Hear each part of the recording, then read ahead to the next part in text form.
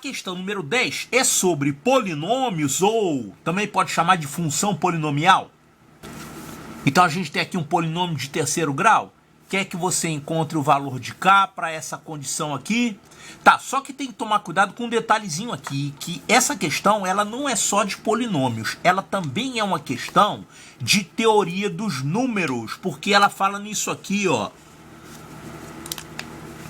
Ele quer que tenha uma única raiz inteira, tá? Então você vai ter que jogar aqui com alguma coisa de teoria dos números, divisibilidade.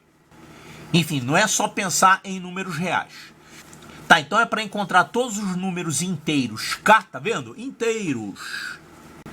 Então o K pode variar de 0 a 200. Quer dizer, inteiros positivos aqui, incluindo o zero, você pode chamar então de naturais, né? De tal forma que esse polinômio aqui tenha uma única raiz inteira. Lembrando que inteiro pode ser inteiro positivo ou inteiro negativo. Quer dizer, o x pode ser, a princípio, pelo enunciado, um inteiro positivo ou um inteiro negativo. Mas o k tem que ser um inteiro nessa faixa aqui, de 0 a 200. Quer dizer, o k é um natural. Tá, só isso? Então o que ele quer?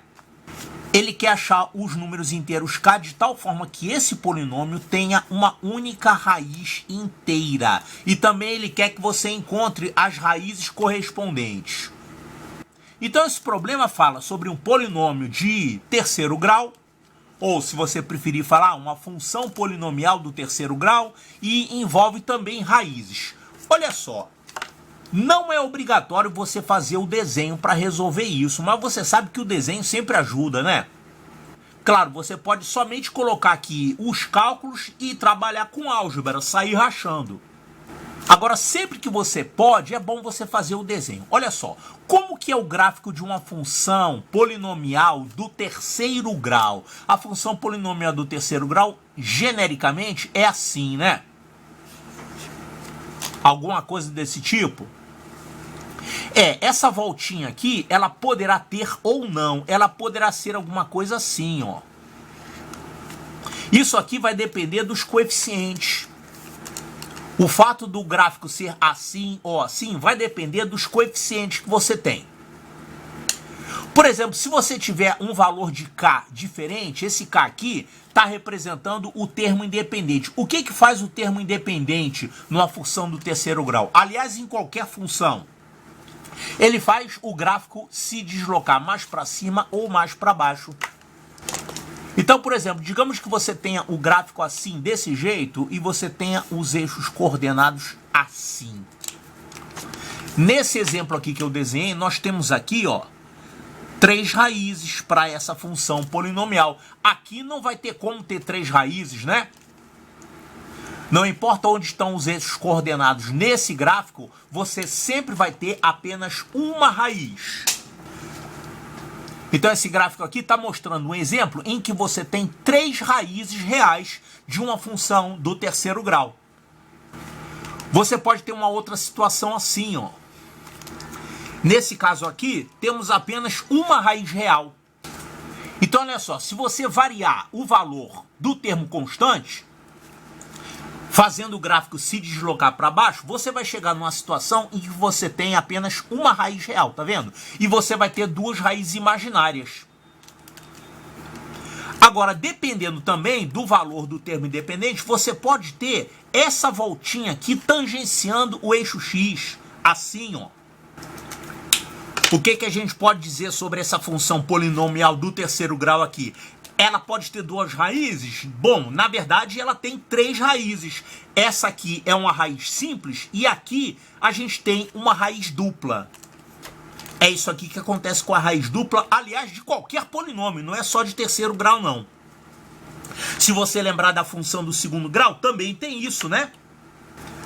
Na função do segundo grau, se você tiver isso aqui, ó, quer dizer, os pontos onde a função do segundo grau corta o eixo x são as raízes. E aqui ele está cortando num ponto só. Quer dizer, a abscissa do vértice coincide com as raízes. Elas são raízes iguais aqui. Você tem aqui uma situação com delta igual a 0. Tá, então vamos pensar no nosso problema. A gente tem uma função do terceiro grau que tem um k aqui, que é variável. Quer dizer, na verdade, você vai ter várias funções. Para cada valor de k, você vai ter um polinômio diferente. Ele quer que o polinômio tenha uma raiz inteira e tem que ser uma única raiz inteira. Olha só, para você encontrar uma raiz, você vai fazer o p de x valer 0. Quer dizer, ele chamou de pk de x, né? Cada valor de k vai te dar um polinômio diferente. Para encontrar a raiz, você vai obrigar isso aqui a ser 0. Ou seja, x3 menos x2 menos k é igual a 0. x3 menos x2 menos k é igual a 0. Isso aqui é a mesma coisa que falar que x3 menos x2 é igual a k. Como é que a gente podia interpretar isso aqui? Eu vou deixar o k do lado de cá, sabe por quê? Porque o k não é fixo, o k pode variar. Claro, você vai ter aqui valores de k inteiros de 0 a 200. Então você vai ter um monte de valores de k aqui. Então deixamos essa parte que é variável, que é um parâmetro, né? Cada parâmetro vai te dar um polinômio diferente. E aqui ficou uma função fixa, x3 menos x2. Isso aqui é a mesma coisa que dizer o seguinte: você tem aqui uma função x3 menos x2. Como é que é o gráfico disso, hein? x3 menos x2. Eu não sei, vou fazer ainda. x3 menos x2 é alguma coisa assim. Você quer que isso aqui seja igual a k. Ou seja, essa função x3 menos x2, que eu ainda não sei como que é o gráfico dela, eu quero que ela seja igual a k. Então, fazendo igual a k é a mesma coisa que cortar aqui a função para uma reta y igual a k. Então, isso tem que ser igual a k. É isso que tem que acontecer. Esse ponto aqui vai te dar o valor de x, que corresponde a uma raiz disso aqui, faz com que isso aqui seja igual a k. Tá, então vamos fazer o gráfico disso aqui. Como é que é o gráfico de x3 menos x2? Aqui eu fiz o gráfico chutado, né? x3 menos x2 é alguma coisa assim. x3 menos x2, que a gente vai igualar a k, você pode escrever isso aqui desse jeito, colocando x12 em evidência. Isso aqui é a mesma coisa que x2 que multiplica x menos 1. Então a gente pode esboçar o gráfico desse polinômio x3 menos x2 a partir do gráfico dessa função x2, que é uma parábola, e essa função x menos 1 aqui, que é uma função afim. É o produto dessas duas funções. Então vamos esboçar isso. Olha aqui, x2 é a parábola com vértice na origem, assim. E eu estou multiplicando por x menos 1. Como é que é x menos 1? Então, isso aqui é a função x menos 1 e isso aqui é a função x2. Para que eu fiz isso aqui? Para a gente poder esboçar o gráfico disso aqui, porque aí a gente vai poder fazer uma análise aqui em função do k. Então, vamos tentar desenhar o gráfico. A gente sabe que é uma coisa assim, né? Com uma voltinha. E essa voltinha tem a ver com o que a gente tem aqui. Como é que a gente esboça isso? Imagina que você está multiplicando essa função por essa função.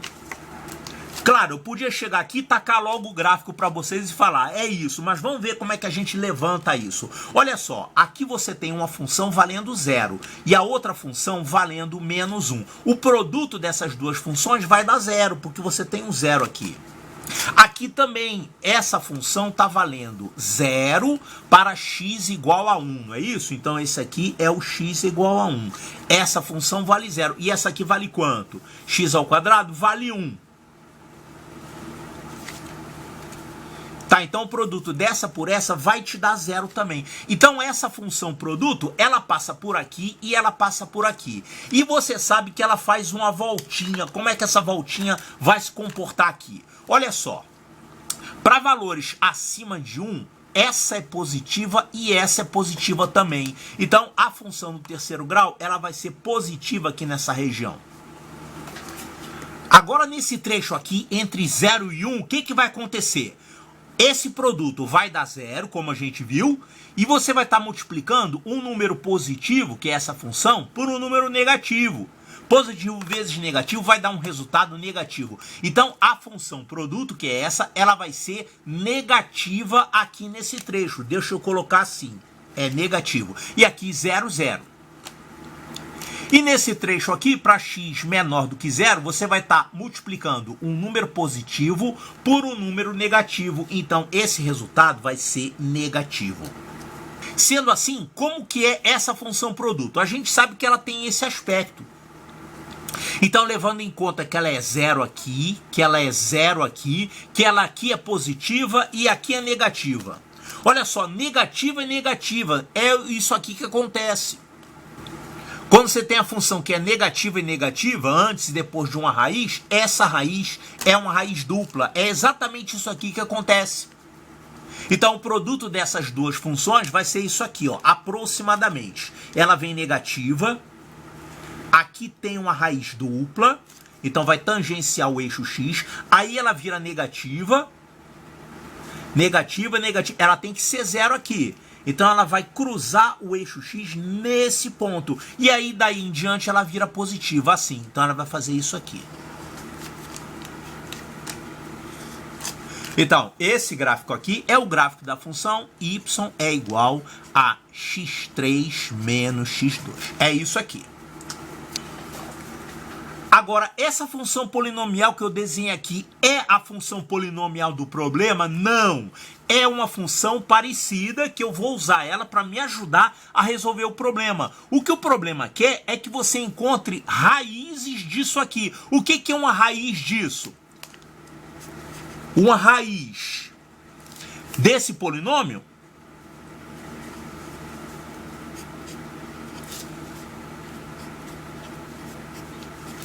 é isso que você tem que encontrar, raízes desse polinômio. Uma raiz desse polinômio também é uma solução disso. Solução disso aqui.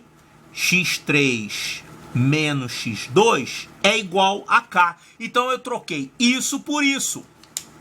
Claro que se isso aqui for igual a k, você vai ter k menos k igual a zero, vai zerar, então você vai ter uma raiz. Então isso é a mesma coisa que isso. Uma raiz desse polinômio do problema também é uma solução desse polinômio fixo, sendo igual a k. Por que eu fiz desse jeito? Porque aqui a gente pode considerar um polinômio fixo, que é esse gráfico aqui, e o k sendo variável. Eu vou variar o k como sendo inteiro de 0 a 200. Por exemplo, esse número x aqui, que é 1, que a gente já viu, ele é uma solução para k igual a zero, como se você tivesse aqui uma reta horizontal, k igual a zero, e interceptando o gráfico nesse ponto é uma solução. Aqui também, né? X igual a zero, você vai ter k igual a zero.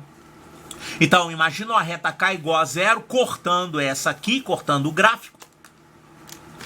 Vai cortar nesses dois pontos. Esses são os dois valores de x que vão fazer com que isso aqui seja zero. Vamos ver outros valores de x. Olha só, ele quer saber soluções inteiras, tá? Então vamos pegar um outro valor de x inteiro aqui. Vamos pegar o 2, que é o inteiro seguinte, 2. Se você tiver o x igual a 2, ih, rapaz, o gráfico ficou muito levantado, hein? Não vai nem dar para mostrar. Ó, eu vou fazer fora de escala, tá?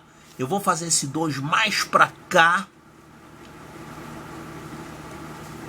Vou fazer mal desenhado de propósito, só para ele cair aqui dentro do gráfico. Então, com x igual a 2, qual vai ser o valor dessa função?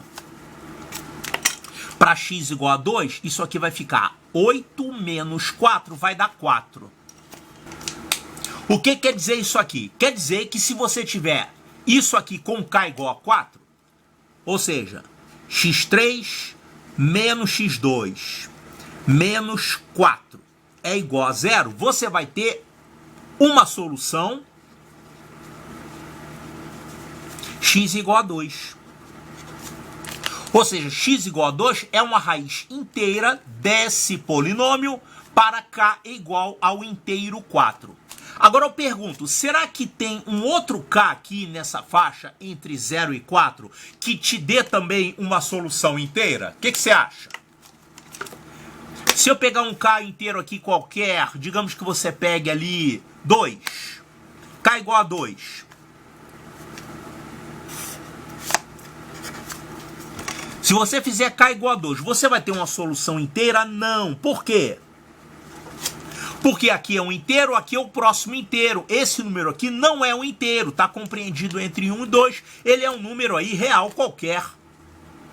Então, se você pegar essa equação colocando k igual a 2, você vai ficar com isso aqui, ó. x3 menos x2 menos 2 é igual a 0. Isso aqui vai ter uma solução real, sim. Vai ser, inclusive, uma solução real única. Só que eu não sei quanto é. Vou ter que resolver isso aqui. E, na verdade, você não precisa resolver. O problema não pede isso. O problema só quer saber quais são os valores de k que vão te dar valores de x inteiros. Então, com isso, a gente consegue visualizar o que a gente tem que fazer para resolver o problema. Temos que considerar valores inteiros para x e ver os valores de k correspondentes. Assim como a gente viu aqui, x igual a 2, k igual a 4. Eu vou fazer para x igual a 3, para x igual a 4, até chegar a 200. Não pode passar de 200. Então, o que a gente tem que fazer para resolver o problema é pegar valores inteiros para x e ver valores de k correspondentes. Então, vou jogar valores para x aqui. Que valores eu vou jogar? Já que ele falou que o k varia de 0 a 200, você vai imaginar retas passando por aqui, desde y igual a 0 até y igual a 200. Mas olha só, y igual a 0 você não vai pegar. Por quê? Porque aí você vai ter dois valores de x correspondentes. E ele falou que você tem que ter uma única raiz inteira. Isso aqui não é uma única raiz inteira, certo? Para k igual a 0, você vai ter duas raízes inteiras. X igual a 0, x igual a 1. Então, não serve colocar x igual a 0, nem x igual a 1, e nem colocar valores negativos de x, porque aí você vai ter valores de k negativos e não pode. O k só pode ir de 0 a 200. Então, você vai começar aqui, no x igual a 1, não. No 1 você não coloca, porque você vai ter k igual a 0 e você tem essa duplicidade aqui. Você vai começar com o próximo inteiro disponível, que é x igual a 2. Então, nós vamos fazer x igual a 2 e ver qual é o k correspondente. X igual a 3, ver qual é o k correspondente. Desde que não passe de 200. Então, vamos fazer isso. Então, fazendo x igual a 2, qual vai ser o valor de k correspondente? O k é o produto de x ao quadrado por x menos 1. Então, fazendo x igual a 2, quanto é que vai dar x ao quadrado vezes x menos 1? Vai ficar 4 vezes 1. O k vai dar 4. Fazendo x igual a 3, o k vai ficar 9 vezes 2. O k vai dar 18. Fazendo x igual a 4, você vai ficar com 16 vezes 3, o k vai dar 48. Fazendo x igual a 5, o valor de k vai ser 25 vezes 4, o k vai dar 100. Com x igual a 6, o k vai ficar 36 vezes 5, que é 180. E aí vai passar de 200, né? Isso vai passar de 200. Quanto é que vai dar isso aqui? Vai ficar 49 vezes 6. 49 vezes 6 dá... Isso aqui dá quase 300. É 294. Então o k vai ficar 294 e não pode, porque ele falou que o k só vai até 200. Então a gente abandona esse k igual a 7 e esses são os valores possíveis. Agora, tem ainda que verificar que essa solução inteira, x igual a 2, 3, sejam soluções únicas. O problema não pediu isso? Olha aqui, você tem que usar valores de k de tal forma que você tenha uma única raiz inteira. Única raiz inteira. E aí, o que você tem que fazer para garantir que seja a única raiz inteira? Olha só, esse gráfico aqui já me garante que é a única raiz inteira. Porque para todos esses valores aqui, valores de k, você vai ter uma interseção única, você vai ter uma solução única. Você só vai ter, por exemplo, 3 soluções se você tiver um valor de k aqui nessa faixa. Se você pegar um valor de k aqui, por exemplo, você vai ter uma solução, outra solução e outra solução. Quer dizer, a tua equação do terceiro grau vai te dar 3 raízes aqui nessa faixa, que por acaso nem vão ser inteiras, né?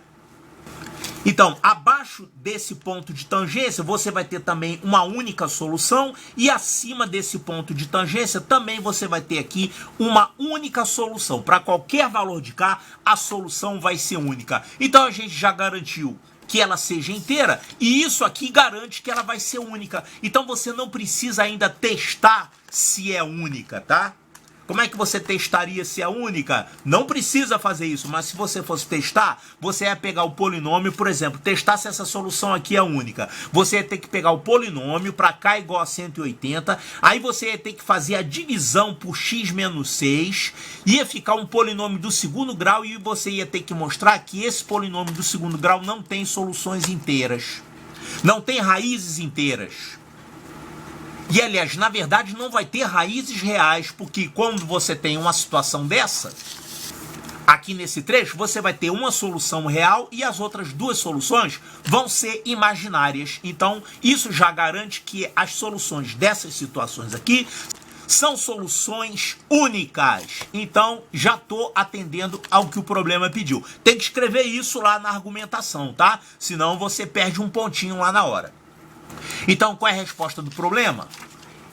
A resposta é isso aqui, você tem que colocar essa tabelinha. Esses são os valores possíveis de K aqui nessa faixa para que você tenha soluções inteiras únicas. E esses são os valores correspondentes de X. Então, isso aqui é a resposta do problema.